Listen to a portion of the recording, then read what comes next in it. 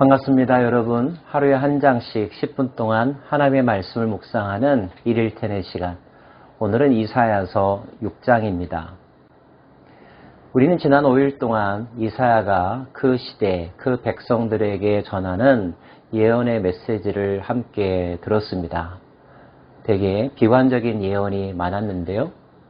이런 생각을 가져봅니다. 도대체 이사야는 어떤 사람이길래 무슨 근거로 하여서 그런 예언을 담대하게 전할 수 있는 것일까? 그것은 믿을 만한 것인가? 한 번쯤 그런 생각을 할 수 있지 않겠습니까? 6장에는 이사야가 하나님을 경험하고 하나님으로부터 소명을 부여받는 장면이 기록되어 있습니다. 이 사건이 이사야로 하여금 그의 삶을 바꾸었고 그가 무엇을 전하면서 살아야 하는지 깨닫게 되는, 헌신하게 되는 계기가 되는데요. 이사야 사역의 백그라운드라고도 할 수 있는 6장의 말씀 함께 살펴보기를 원합니다. 때는 남유다의 10번째 왕인 우시야가 죽던 해였습니다. BC 739년경쯤으로 추정합니다. 한 나라의 왕이 죽었다는 것, 그 나라의 큰 변고임이 분명합니다. 혼란스러웠을 것이고 슬픔이 있었을 것이고 불안했을 것입니다. 특별히 우시야라고 하는 왕에 대해서 잠깐 살펴볼 필요가 있는데요. 그의 본명은 아사랴라고 알려져 있습니다. 그의 통치 행위에 대하여 성경은 비교적 우호적으로 평가하고 있습니다. 국방력을 강화했고요. 경제를 부흥했고 50년 넘게 통치하면서 그 나라를 전성기에 가깝도록 이끌었던 왕이 바로 우시야입니다. 하지만 그의 전반부의 이런 긍정적인 모습은 끝까지 이어지질 못합니다. 자신의 탁월한 리더십으로 나라를 안정시키고 부국 강병을 이루었기 때문일까요? 어느 시기가 지나자 그의 마음 가운데 교만함이 썩었고 그것은 하나님의 말씀을 어기는 데까지 나아갔습니다. 성경에 의하면 그가 대제사장이 하는 분향단에 올라가서 향을 피운 것을 기록하고 있습니다. 우리는 성경 전체를 통하여서 하나님이 가장 싫어하는 인간의 모습 가운데 하나가 교만함이라는 것을 잘 알고 있습니다. 하나님께서 우시야를 어떻게 하셨을까요? 문둥병이 걸리게 하셨습니다. 결국 그는 그 병 때문에 왕위를 아들 요담에게 물려주고 공동으로 나라를 다스렸어야만 했고요. 죽어서는 왕실의 묘지에 안장되지도 못하는 불명예를 겪게 되었습니다. 처음부터 끝까지 일관되게 신실하고 정직하고 겸손한 사람을 찾아보기란 쉽지 않은 것 같습니다.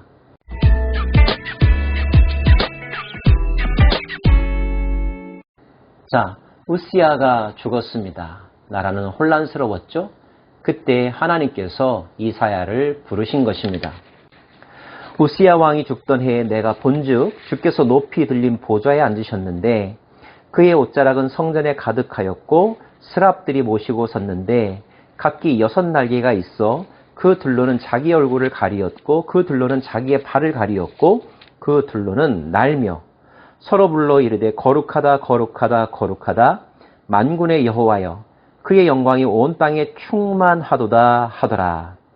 이같이 화답하는 자의 소리로 말미암아 문지방의 터가 요동하며 성전의 연기가 충만한지라. 하나님의 임재, 영광의 보좌 위에 앉으신 하나님이 이사야의 눈앞에 나타난 것입니다. 그 신비로움, 그 위엄과 경이로움에 이사야는 압도되고 있죠. 하나님을 만나면 인간이 어떻게 반응할까요? 너무 좋아서 달려가 와락 껴안을까요? 그럴 것 같지만 성경을 살펴보면 진짜 하나님을 경험한 사람은 감히 그 하나님 앞에 머리를 들 수조차 없게 됩니다. 그때 내가 말하되 화로다 나여 망하게 되었도다. 나는 입술이 부정한 사람이요 나는 입술이 부정한 백성 중에 거주하면서 만군의 여호와이신 왕을 베었음이로다 하였더라. 베드로가 예수님이 구세주임을 깨닫는 순간 그 자리에 꿇어 엎드려 주여 나는 죄인으로서이다. 나를 떠나소서. 이렇게 말했던 것을 여러분 아시나요? 이사야도 그와 같은 심정이었습니다. 그 존귀하신 하나님 앞에 자기 자신은 너무나 미천하고 죄로 더럽혀진 존재여서 감히 얼굴을 들 수가 없었다는 거죠. 이제 나는 죽었구나. 이런 생각밖에 들지 않았다는 것입니다. 이것이 진정 하나님의 실존 앞에 자신을 깨달은 인간의 반응입니다. 자, 그러면 하나님은 어떻게 하셨을까요? 그때 그 스랍 중에 하나가 부젓가락으로 제단에서 잡은 바 핀 숯을 손에 가지고 내게로 날아와서 그것을 내 입술에 대며 이르되 보라, 이것이 내 입에 닿았으니 내 악이 제하여졌고 내 죄가 사하여졌느니라 하더라. 내 악이 제하여졌다고 그의 정결함, 속죄함을 선언하고 있습니다. 죄로 인하여 가까이 하나님 앞에 갈 수 없는 존재가 그 죄를 정결케 됨으로 이제 하나님을 대면하여 볼 수 있는 새로운 지위를 얻게 된 것이죠. 비로소 하나님의 음성도 듣게 되었습니다. 내가 또 주의 목소리를 들으니 주께서 이르시되 내가 누구를 보내며 누가 우리를 위하여 갈꼬 하시니 그때 내가 이르되 내가 여기 있나이다. 나를 보내소서 하였더니 여호와께서 이르시되 가서 이 백성에게 이르기를 하나님을 경험한 이사야 제가 그 일을 하겠다고 헌신합니다. 하나님을 경험하면 하나님을 사랑하면 하나님을 위해서 무엇이든지 하고자 하는 마음이 생긴답니다. 하나님 그 이사야에게 사명을 말씀하시는데 그것은 내 백성들에 가서 이 말을 전하라는 것입니다.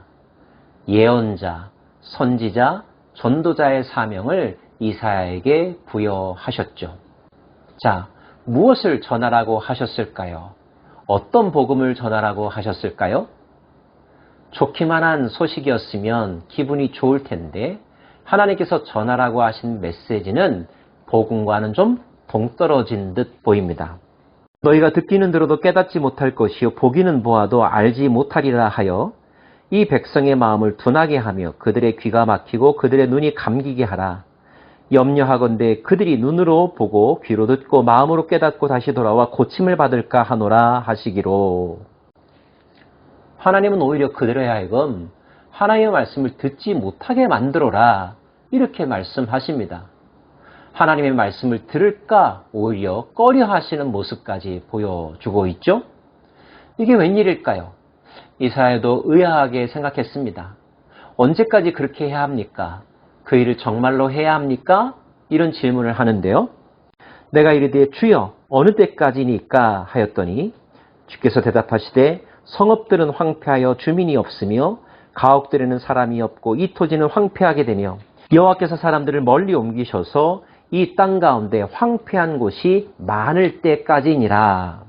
이걸 보면 하나님께서는 앞으로 이사야가 전하는 말을 듣지 않으면 망할 것이다가 아니라 이미 그 땅에 대한 심판을 예정하시고 그 심판에 대한 비극적인 예언을 이사야를 통해서 하고 계시다는 것을 알 수가 있습니다.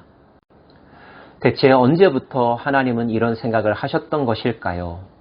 그리고 왜 지금 이사야에게 그것을 전하라고 하신 것일까요? 복음을 전하는 자의 발걸음은 가볍고 신날 것입니다. 하지만 심판과 멸망을 전한다는 것 너무나 스트레스풀하고 마음의 짐이 되지 않겠습니까? 이렇게 이사야는 그 시대를 향한 하나님의 슬픈 마음, 아픈 마음을 전해 들었어야만 했고 그것을 전해야만 하는 사명을 부여받게 되었습니다. 그런 시대에 태어났고 그런 시대를 살아야 한다는 것 자체가 얼마나 큰 슬픔의 일인지요.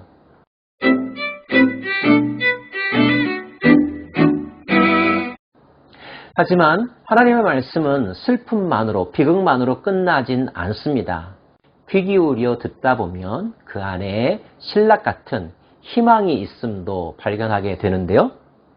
그 중에 10분의 1이 아직 남아있을지라도 이것도 황폐하게 될 것이나 밤나무와 상수리 나무가 배임을 당하여도 그 그루터기는 남아있는 것 같이 거룩한 씨가 이 땅의 그루터기니라 하시더라.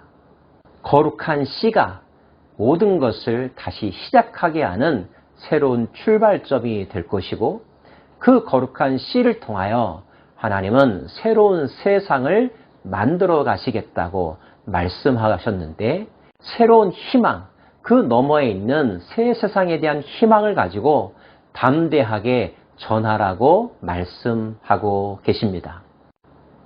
하나님의 역사에서 비극은 그것 자체가 종말이 아니라 새로운 출발을 위한 과정이라는 것, 모든 것을 정경을 케하고 새롭게 시작하겠다는 하나님의 의지라고 하는 것을 기억할 수 있기를 원합니다.